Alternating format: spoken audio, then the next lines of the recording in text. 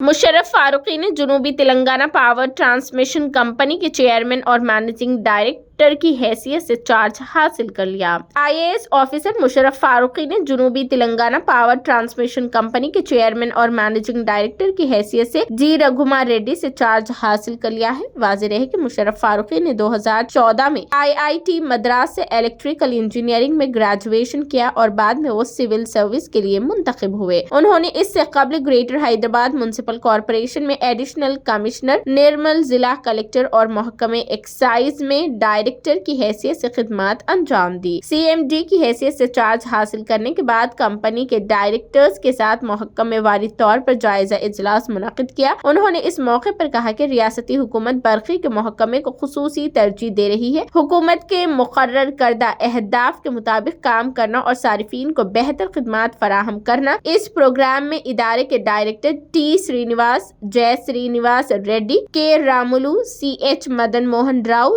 G پاروتھم، S Swamy Reddy, G Gopal اور دیگر افسران نے شرکت کی۔